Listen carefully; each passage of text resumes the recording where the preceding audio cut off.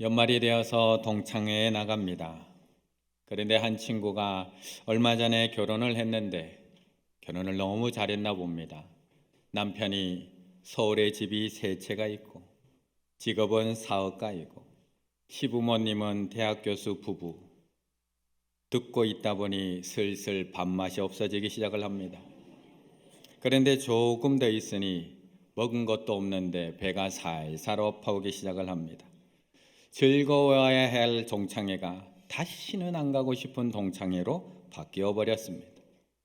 분명 학교 다닐 때는 나보다 키도 작고 얼굴도 별로였는데, 분명 학교 다닐 때는 나보다 공부도 못하고 집도 가난했는데, 결혼 한 번 잘해서 저렇게 잘 사는 걸 보니 기쁘기보다는 부럽기만 합니다. 나는 매달 대출 갚아야 되고 할부 넣어야 하고 한 달 한 달 허리띠 졸라매고 살아가야 되는 그 내 모습이 도리어 더 서글프게만 느껴집니다. 그렇게 허전한 마음을 가지고 집 현관문을 열고 들어오는데 남편은 소파에 누워서 뭐가 그리 좋은지 TV를 보며 킥킥거리며 웃고 있습니다. 식탁 위에는 치우지 않은 밥그릇, 국그릇이 그대로 놓여 있습니다. 이때 아내들의 마음에 훅 밀려 들어오는 후회와 분노. 내가 왜 그랬을까? 내가 왜 그랬을까? 나 좋다는 오빠들은 그렇게 많았는데 내가 왜 그랬을까? 누구는 남편 잘 만나서 저렇게 행복하게 사는데 내가 왜 그랬을까? 인사 나누시겠습니다. 후회해도 늦었습니다. 후회해도 늦었습니다. 우리는 남편 잘 만난 친구들을 보면 한없이 부럽기만 합니다. 결혼 잘한 여자들을 보면 왠지 부러워지는 것이 사실입니다. 그런데 사실 남편들도 마찬가지입니다. 남편들이라고 아닌 게 아닙니다. 요즘 요즘은 여자들만 남편 잘 만나야 하는 게 아니라 남자들도 아내 잘 만나야 합니다.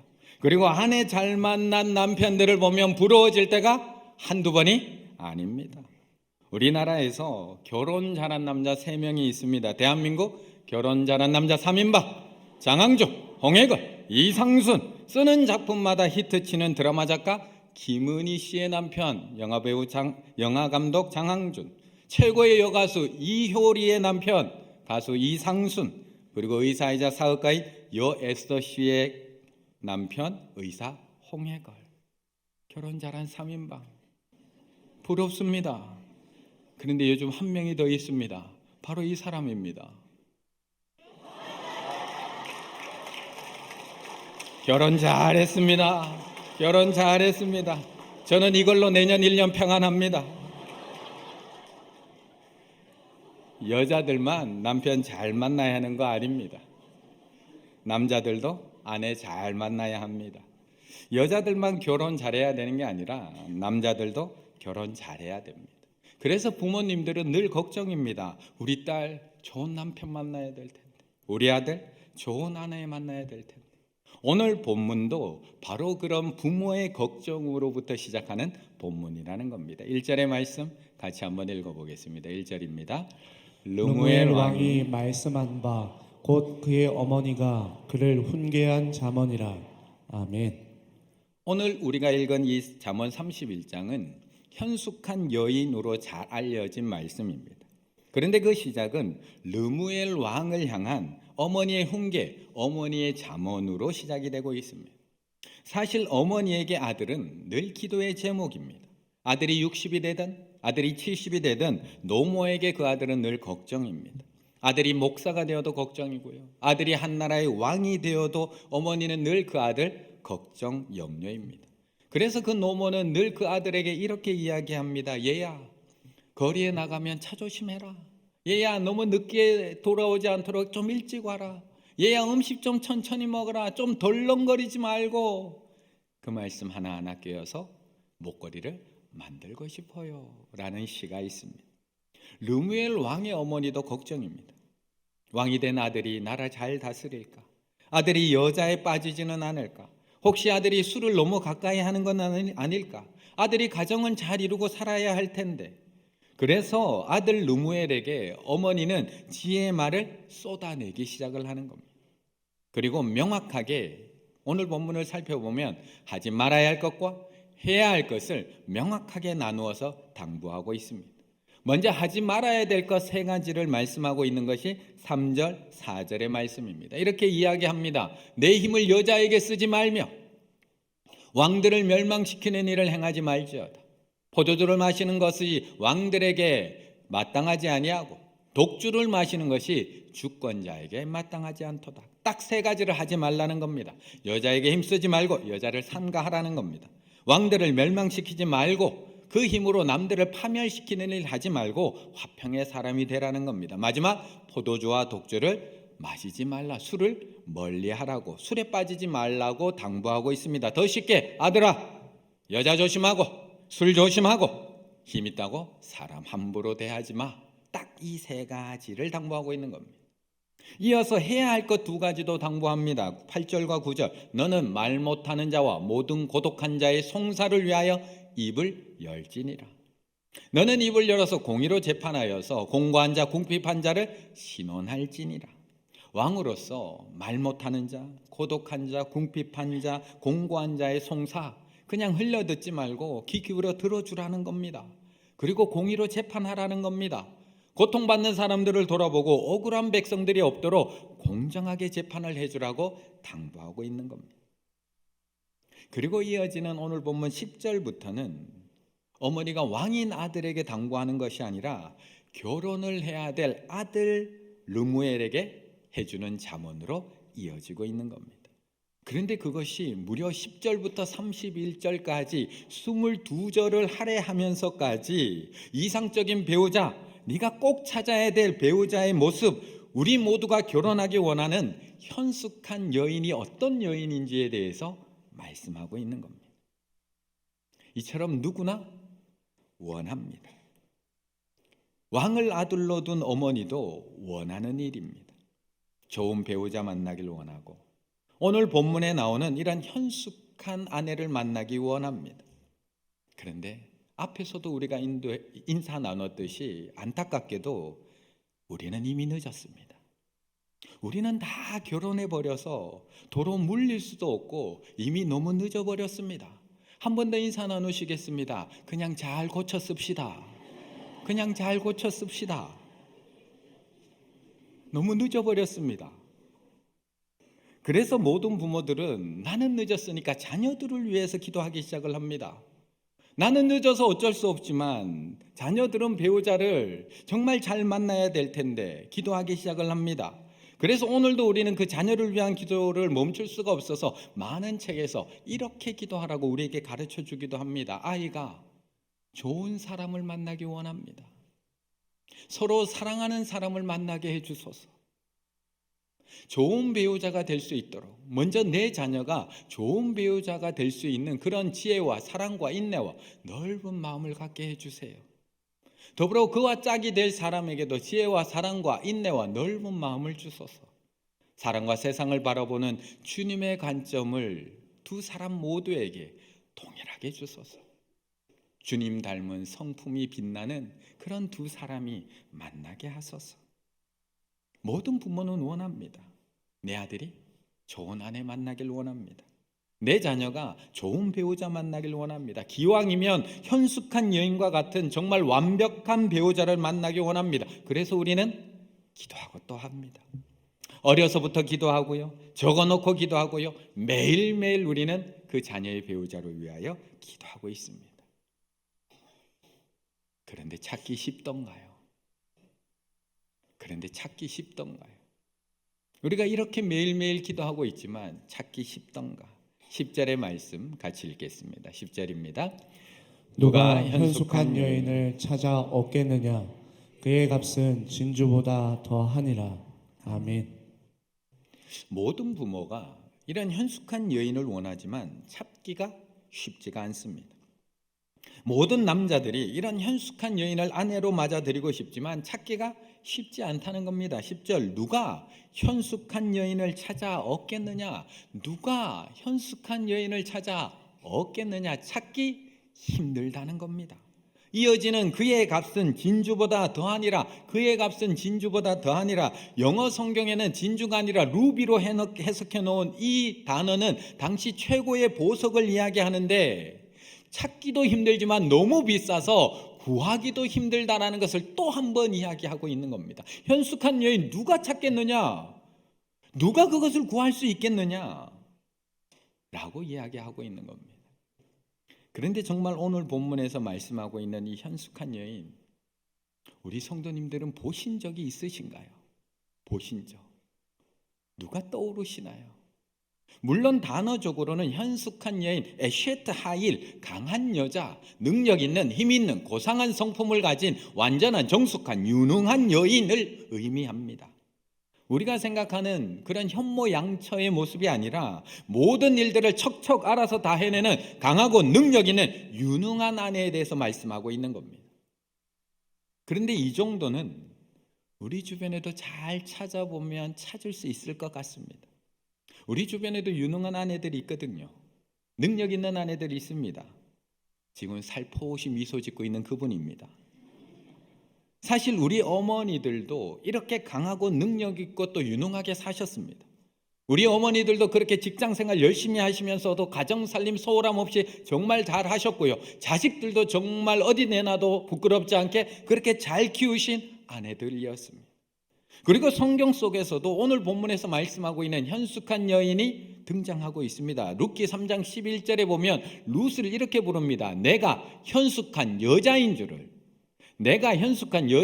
나의 성읍 백성이 다 아느니라. 있다는 겁니다. 우리가 찾고 또 찾으면 분명히 있긴 있다는 겁니다. 조금만 우리가 자세히 기도하면서 여유 있는 마음으로 찾아보면 찾을 수 있다는 겁니다. 하지만 쉽지는 않다는 겁니다. 그런데 10절의 말씀을 우리가 10절만 읽어보면 조금 찾을 수 있겠다 싶은데 31절까지의 말씀을 하나하나 꼼꼼히 읽어 내려가다 보면 10절에서 말씀하고 있는 누가 현숙한 여인을 찾아 얻겠느냐, 누가 현숙한 여인을 찾아 얻겠느냐라고 하는 이 말씀이 얼마나 어려운 말씀인지 그 정확한 뜻을 알 수가 있습니다. 현숙한 여인을 말씀하시면 나오면 첫 번째 특징은 성품입니다. 11절 그런 자의 남편의 마음은 그를 믿나니, 일단 믿을 수 있다는 겁니다. 신뢰가 간다는 겁니다. 성품이 산업이 핏절하지 아니하겠으며, 거기다가 이 남편을 언제든지 존중하고 어떠한 경우에서든지 이 현숙한 여인은 남편을 험담하지 않습니다. 12절 그런 자는 살아있는 동안에 그의 남편에게 선을 행하고 악을 행하지 아니하느니라. 남편이 어떠하든지 남편의 험담, 남편의 악을 행하지 않습니다. 이 정도는 우리 충일교회 안에도 꼼꼼히 찾아보면 분명히 있습니다. 그런데 오늘 본문에 나오는 현숙한 여인은 이런 성품에서도 끝나지 않습니다. 그녀는 부지런하기까지 합니다. 13절 그는 양털과 삼을 구하여 부지런히 손으로 일하며 손이 쉬지를 않습니다. 배로 옷을 지어서 팔며 자기가 직접 물건을 만들어서 팔기도 합니다. 띠를 만들어서 이제는 상인을 고용해서 장사를 하기도 합니다. 얼마나 부지런한지 모릅니다. 거기다가 14절 이렇게 부지런하면서도 상인의 배와 같아서 먼 데서 양식을 가져오며, 현숙한 여인은 내가 장사한다고 음식 아무렇게나 만들지 않습니다. 퇴근하는 길에 즉석조리 키트 사다가 그냥 남편에게 가족들에게 음식 해주지 않습니다. 필요하면 멀리 무역을 해서라도 먼 데서 양식을 가져옵니다. 그리고 그 좋은 재료로 자기가 직접 다 다듬습니다. 그리고 맛있게 음식을 만듭니다. 그리고 해가 뜨기도 전에 또 일어납니다. 15절 밤이 새기 전에 일어나서, 아니 도대체 자기 집안 사람들에게 음식을 직접 또 다 나누어 줍니다. 그리고 그 집에 속한 여종들에게 일일이 네가 오늘 해야 될 일은 무엇인지 다 일을 정해 맡기기도 합니다. 그리고 피곤해서 쓰러지는 것이 아니라 16절 밭을 살펴보며 사며 자기의 손으로 번 것을 가지고 포도원을 일구며, 밭을 살 때도 누구에게 맡기지 않습니다. 직접 나가서 다 살펴보고 삽니다. 충동구매 절대 하지 않습니다. 거기다가 직접 손으로 일도 합니다. 거기다 직접 자기가 번 것을 가지고 자기를 위해 쓰는 것이 아니라 포도원을 일구는데 또 재투자를 합니다. 그리고 이제 오후쯤 되면 피곤해서 들어가서 한숨 잘만도 한데 17절 힘있게 허리를 묶으며 도대체 어쩌란 말입니까 이거? 자기의 팔을 강하게 하며 또 손을 걷어 소매를 걷어붙이며 지치지 않고 열심히 일합니다. 이 정도면 좀 지쳐야 되는 건 아닌가요? 거기다 밤에 잠도 안 잡니다. 18절 자기의 장사가 잘 되는 줄을 깨닫고 밤에 등불을 끄지 아니하며. 혹시 이런 여인 보셨나요? 혹시 이런 현숙한 여인, 강인한 여인, 유능한 여인, 현숙한 여인 본 적이 있으신가요? 아니면 이렇게 하실 수 있을까요? 그런데 이 여인의 움직임이 여기서도 멈추지 않습니다. 그렇게 좋은 성품을 가지고 그렇게 열심히 일한 현숙한 여인, 그녀는 여기서도 멈추지 않고 남에게 베푸는 것에도 망설임이 없습니다. 20절 그는 공고한 자에게 손을 펴며 궁핍한 자를 위하여 손을 내밀며. 그렇게 힘들게 어렵게 모은 재물인데 자식을 위해서 자녀를 위해서 쌓아두는 것이 아니라 또 나눠주기까지 합니다. 손을 펴니다. 공고한 자를 돕고 손을 베풀며 구제하기를 아끼지를 않습니다. 거기다가 자기 집안에 속한 사람들까지도 알뜰하게 다 챙깁니다. 21절 자기 집 사람들은 다 홍색 옷을 입었으므로 당시에는 염료가 흔하지 않았기 때문에 색깔든 옷을 입을 수가 없습니다. 그런데 그 비싼 홍색 옷을 자기 집 종들에게 다 입힙니다. 눈이 와도 춥지 않도록, 이 겨울에 따뜻하게 겨울을 날 수 있도록 따뜻한 홍색 옷을 입혀서 자기 집안 사람들을 다 입혔다는 겁니다. 이제 그만해야 될 것 같습니다.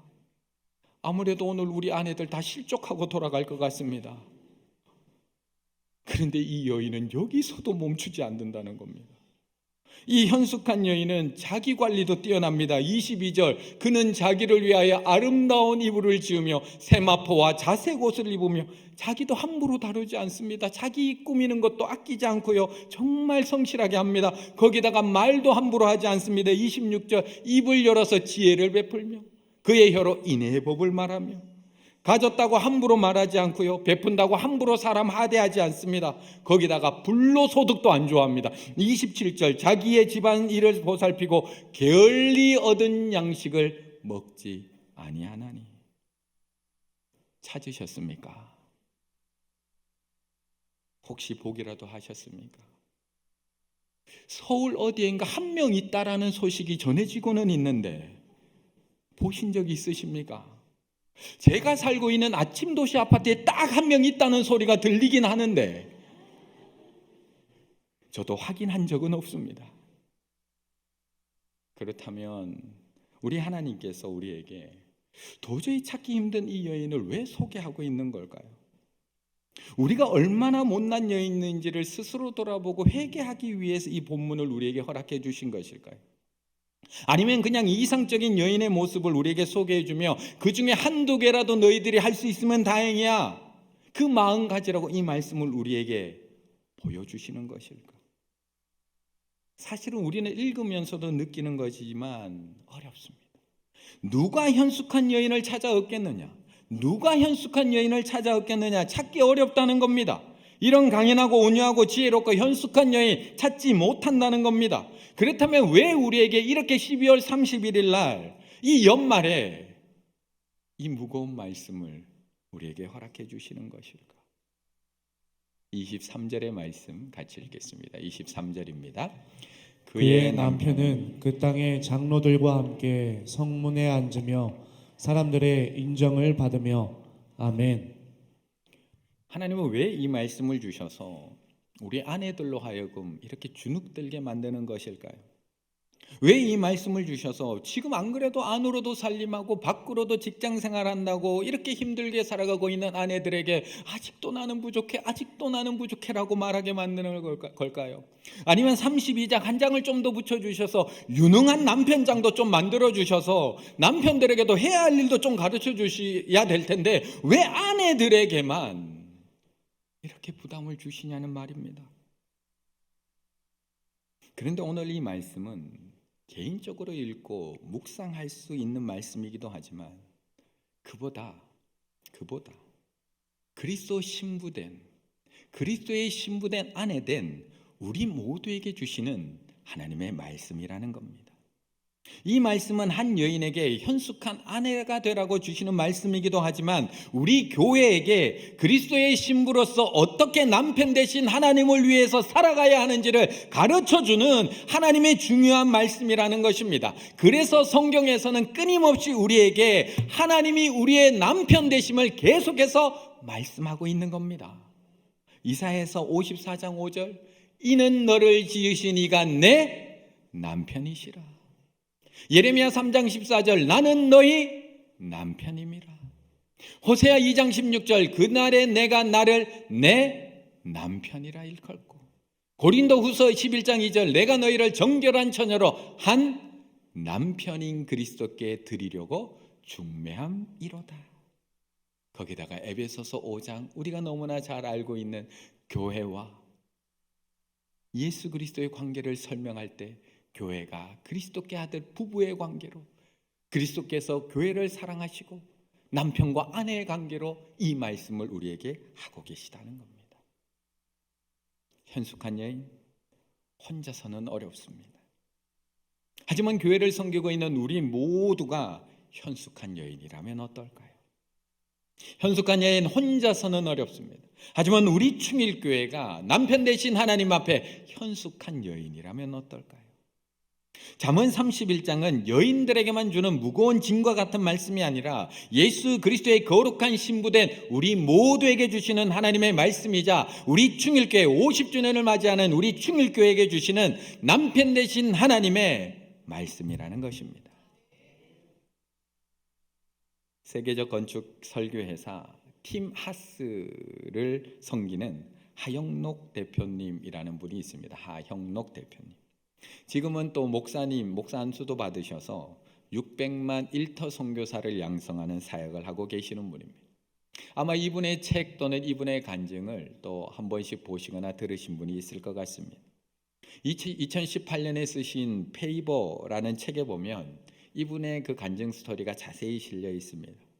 자신도 심장 수술을 긴급히 받아야 되는 그 타임에 이틀밖에 남지 않은 그 옆 병실에 있는 여자에게 자신의 심장을 양보했던 그 스토리가 이 페이버라는 책에 쓰여 있는데요. 자세한 내용은 오늘 저녁 송구 영신 예배 때 알려드리도록 하겠습니다. 개봉박두. 그런데 이 하영록 대표님이 이 페이버라는 책을 쓰기 전에 먼저 쓴 책이 한 권이 있습니다. 바로 제목이 P31이라는 제목입니다. P31. 이 하영록 대표님이 병원에 심장 수술로 받기 위해서 병원에 있는 동안 읽었던 말씀 중에 가장 많은 감동을 받은 말씀이 바로 이 잠언 31장입니다. 그래서 프로버블스라고 하는 30일 잠언이라고 하는 영어 단어의 앞자를 따와서 P31이라는 책을 씁니다. 그래서 그는 잠언 31장을 회사의 운영 원칙으로 삼고 말씀대로 회사를 운영하면 망한다라는 그 세상의 고정관념을 깨뜨리기 위해서 이 잠언 31장을 원칙으로 회사를 운영하고 자신의 삶을 살아가며 하나님의 말씀대로 운영하며 해도 교회는 살아난다는 것을 우리에게 보여주고 있는 분입니다. 그리고 그 P31이라는 책, 잠언 31장이라는 책에서 우리에게 이 31장을 이렇게 이야기해 주고 있습니다. 여기서 중요한 건 남편이 아니고 아내다. 아내는 예수님이 신랑이자 남편인 성도, 즉 우리 모두를 말한다. 그런데 예수님이 아내, 즉 성도인 우리를 믿고 신뢰한다. 그것만으로 우리는 고귀한 자, 현숙한 여인. 아까 전에 현숙한 여인이라는 뜻이 고귀한 성품을 가진 자라는 뜻이 있는 것도 여기서 나오는 겁니다. 그것만으로 우리는 고귀한 자들, 현숙한 여인들이다. 다른 말로 하면 의인들이다. 그래서 보석보다, 진주보다, 루비보다 귀하다고 말씀하시는 것이다. 그런데 사실 우리가 그럴 만한 자격이 있어서 현숙한 여인이라는 칭송을 듣는 게 아니다. 그러므로 은혜로 값없이 귀한 자격을 얻은 우리가 세상에 나가서 어떻게 사람을 섬기고 세상에 나가서 어떻게 사람을 돌보고 그 주님의 사랑을 나누는지에 따라서 예수님의 이름이 높임받기도 하고 예수님의 이름이 인정받기도 하고 예수님의 이름이 영광받기도 한다는 것을 말하는 것이 바로 잠언 31장이다. 예수 그리스도의 아내인 우리가 어떻게 살아가느냐에 따라서 남편에 대한 평판은 달라진다는 겁니다. 예수 그리스도의 아내인 우리가 어떻게 세상을 섬기느냐에 따라서 세상이 남편을 칭송하는 그 칭송이 달라진다는 겁니다. 예수 그리스도의 아내인 우리 충일교회가 어떻게 충주를 품고 섬기냐에 따라서 남편 대신 하나님에 대한 사람들의 인정과 높임이 완전히 달라진다는 겁니다. 그래서 23절 그의 남편은 그 땅의 장로들과 함께 성문에 앉으며 사람들의 뭘 받아요? 인정을 받으며. 인정, 노다, 존경받다, 칭찬받다, 높임받다. 우리가 어떻게 섬기느냐에 따라서. 그렇다면 예수 그리스도의 아내된 우리가, 우리 충일교회가 2024년 해야 할 일은 무엇일까요? 50주년이 된 우리 충일교회, 예수 그리스도의 아내로서 50년 동안 사랑을 받았고 50년 동안 보호를 받았고 50년 동안 남편의 은혜 가운데 살아온 우리 충일교회가 50주년을 맞아 어떤 모습으로 충주를 우리가 섬겨야지 남편이 인정을 받고 남편이 높임을 받고 남편이 영광을 받게 되는 것일까요? 저를 한번 따라해 보실까요? 충주를 품는 충일교회, 충주를 품는 충일교회. 내년 2024년 우리 충일교회 표어입니다. 50주년을 맞이하는 예수 그리스도의 현숙한 아내된 우리 충일교회가 내년에 나아갈 방향입니다. 지금까지 우리 충일교회 정말 하나님의 많은 사랑을 받아서 이렇게 아름다워졌습니다.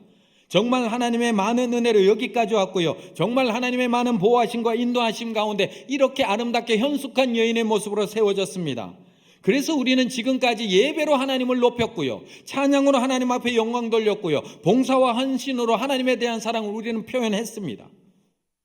그런데 이제 50주년, 이제 현숙한 여인이 되어서 우리만 하나님을 높이고 우리만 하나님을 칭찬하고 우리만 하나님을 존경하고 끝나는 것이 아니라 우리의 신랑 되신 예수님이 충주 사람들로부터도 인정받고 충주 사람들로부터도 존경받고 충주 사람들로부터도 영광받도록 우리는 그런 아내의 모습으로 교회가 되어야 할 줄로 믿습니다.